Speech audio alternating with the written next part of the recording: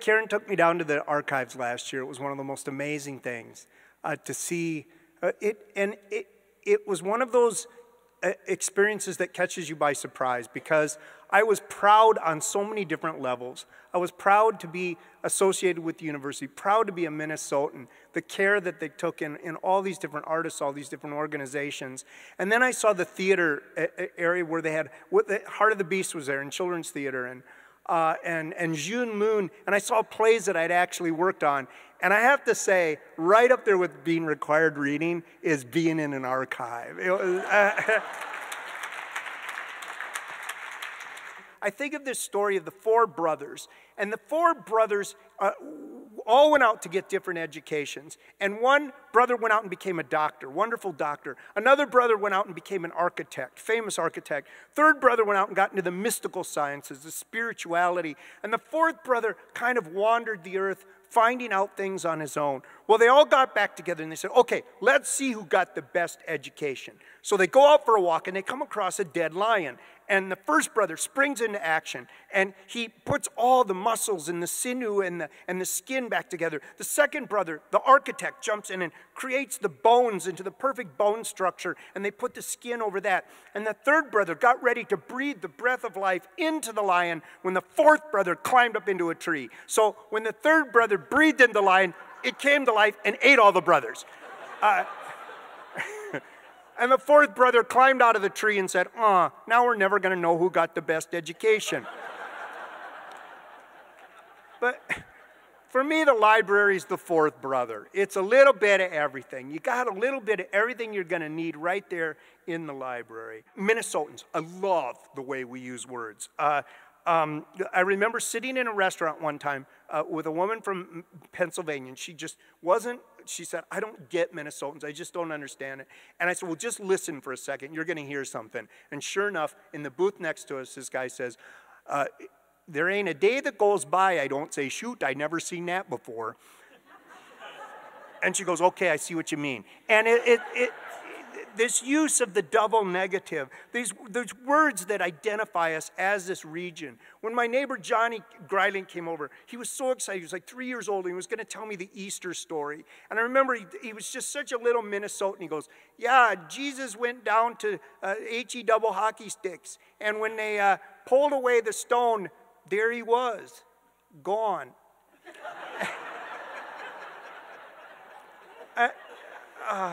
How do you beat that? I mean, these regionalisms, they're just, I just saw a woman the other day talking about the passing of Prince, and she called it unsurreal. It's just, what?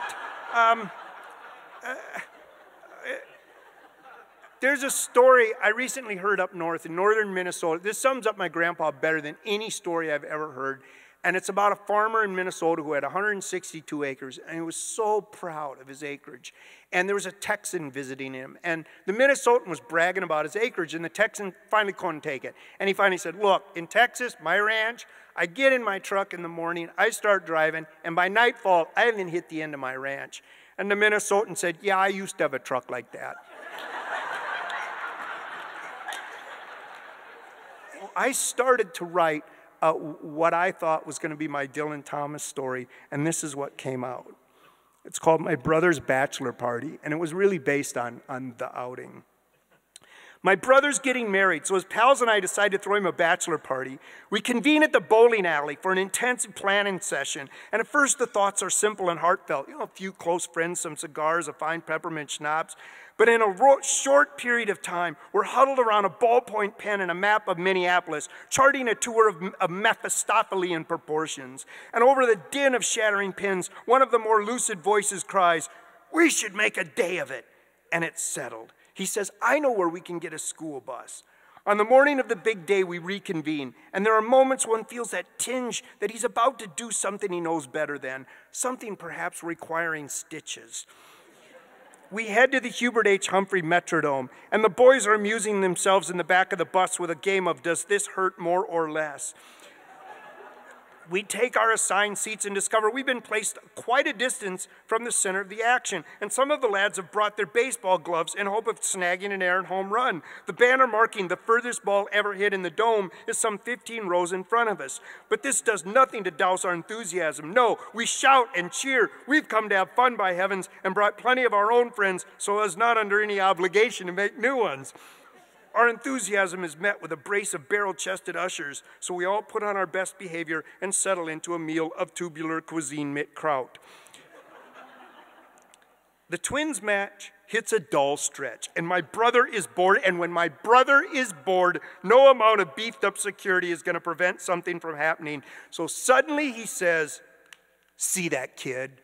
He points several rows down where perch a twosome of adolescent boys greedily helping themselves to a variety of unhealthy complexion-ravaging foodstuffs.